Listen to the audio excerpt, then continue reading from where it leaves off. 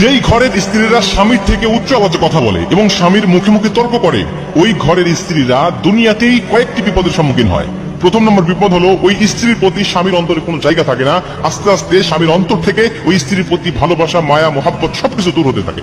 কারণ স্ত্রী যতই সুন্দর হোক, যতই উচ্চ শিক্ষিত আর উচ্চ বংশ মর্যাদা সম্পন্ন হোক না কেন, স্ত্রী যদি স্বামীর মুখে মুখে তর্ক করে, স্বামীর আওয়াজের থেকে উচ্চ আওয়াজে কথা বলে, সামান্য কিছুতেই রাগারাগি করে, ওই স্ত্রীর প্রতি স্বামীর অন্তরে কোনো জায়গা থাকে না, কোনো মায়া মোহাব্বত থাকে না।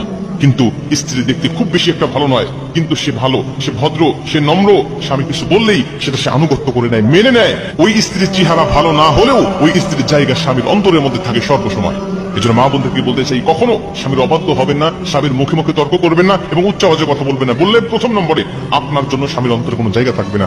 দ্বিতীয় নম্বরে আপনার ঘরে শান্তি নামক যে একটা নিয়ামত, এই নিয়ামতটা থাকবে না, শান্তি বলতে থাকবে না। আপনি যত টাকা ইনকাম করেন না কেন, আপনি যত ধনী ফ্যামিলির মেয়ে হন না কেন, বা আপনি যত ধনী স্বামীর স্ত্রী হন না কেন, আপনার ঘরে শান্তি বলতে কিচ্ছু থাকবে না।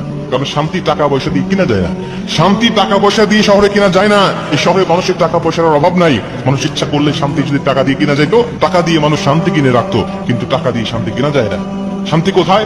একে অপরের আনুগত্যের মধ্যে, ভালোবাসার মধ্যে, মায়ের মধ্যেই শান্তি রয়েছে। অন্য কোথাও আপনি শান্তি পাবেন না। যেই ঘরে স্ত্রীরা স্বামীর মুখে মুখে তর্ক করে, নবীজি বলছে সবচেয়ে আদর্শবান নারীকে জানো, সবচেয়ে আদর্শবান স্ত্রীকে জানো, যেই স্ত্রীর দিকে তাকায়